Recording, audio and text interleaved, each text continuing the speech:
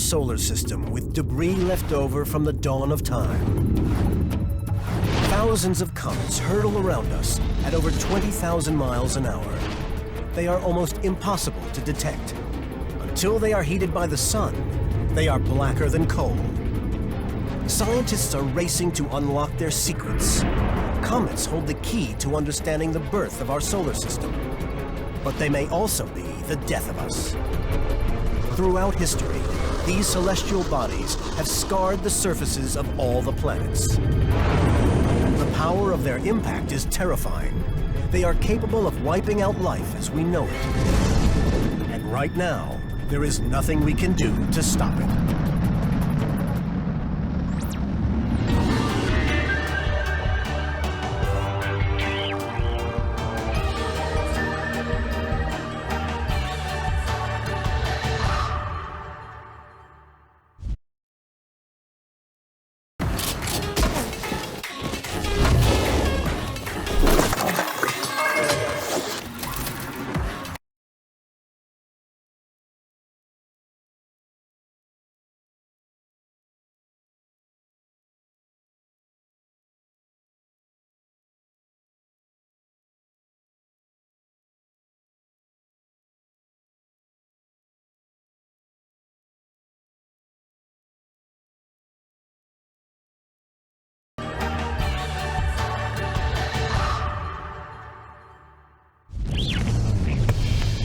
The solar system, 8 planets circling a central star, our life-giving sun, once thought to be a place of order. But from time to time, the natural harmony of the heavens is disturbed.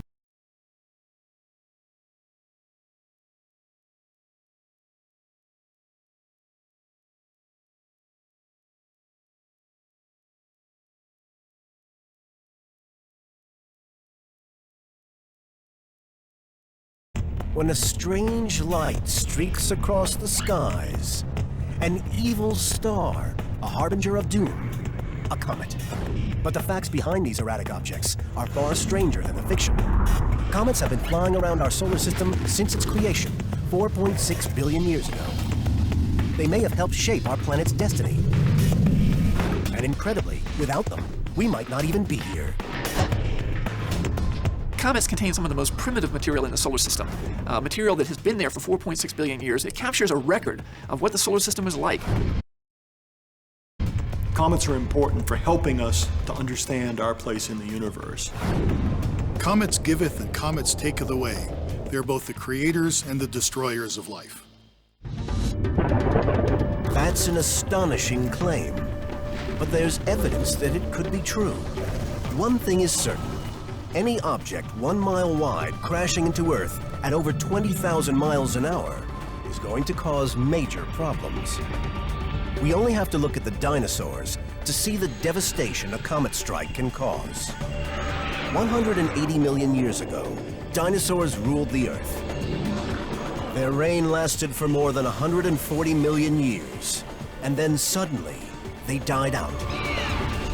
Most scientists believe their extinction was the result of a major impact 65 million years ago. A 6-mile-wide comet, or asteroid, hit Earth at over 20,000 miles per hour. The initial impact had the force of 1 trillion tons of TNT.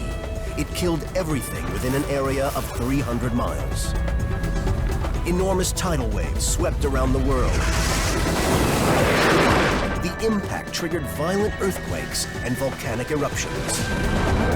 Savage fires swept vast distances. 1 trillion tons of debris was thrown into the atmosphere, blocking out the sun. Earth's temperature plummeted. In the blight, large herbivores and carnivores died, followed by plankton and marine reptiles. The comet's impact was devastating. It's a process that intrigues planetary scientist Carrie Liss.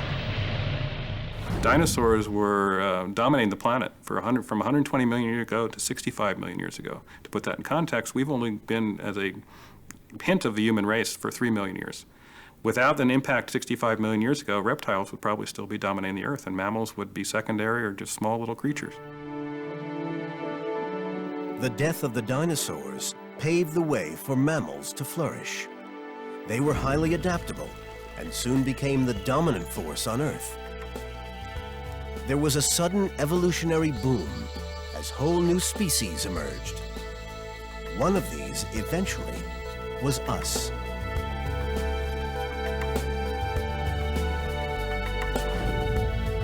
It's 65 million years since the last mass extinction impact.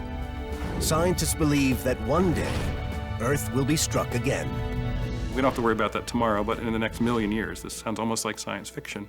But we do need to worry about it as a species if we don't want to have the problem the dinosaurs did. Luckily, we have an advantage the dinosaurs never had. We're smart, smart enough to study our enemy and uncover scientific secrets that have lain hidden since the birth of our solar system. Today, we have the technology to send fleets of satellites out into deep space to intercept comets, smash into them, even to land on them. But some of the earliest and most revolutionary research into a comet was done using a simple wooden telescope. In the 17th century, a British astronomer, Edmund Halley, tracked the movement of these celestial bodies. He correctly calculated that a comet observed in 1682 traveled around the Sun in a highly elliptical orbit, returning every 76 years. Halley's research revolutionized comet science, but he still had no idea where these mysterious bodies came from. To understand this, we will travel back in time 4.6 billion years to the very birth of our solar system.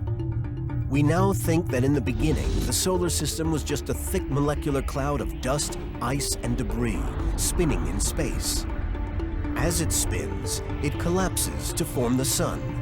The leftover particles stick together in clumps, which in turn form comets and asteroids. Over the next 100 million years, gravity causes many of these to come together. They grow to form over 100 protoplanets. Then the most violent stage begins. A fight for survival as whole worlds collide. At the end of the war, only 8 planets remain. One of them is the embryonic Earth. Any comets that don't merge into a planet are cast out by the gravitational force of the new planets to the very outskirts of our solar system. An area billions of miles from Earth. We can't see this region directly, but by studying the orbits of thousands of comets and recording how they enter and leave inner space from every direction, scientists think comets must come from an enormous spherical cloud completely surrounding our solar system.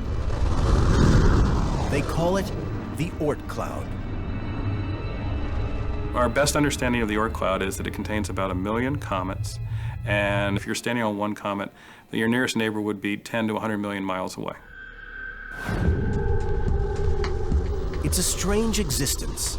These bodies have floated alone through outer space for 4 billion years in orbits so vast and slow that it takes them 30 million years to circle the sun. For this reason, scientists call them long-period comets. Out here, comets are as black as coal and nothing like the bright-tailed bodies we see from Earth. But occasionally, something happens that transforms their appearance for good. Comets in the Oort cloud are unstable. The pull of a passing star can upset their equilibrium and send them plunging toward the inner solar system, accelerating as they go.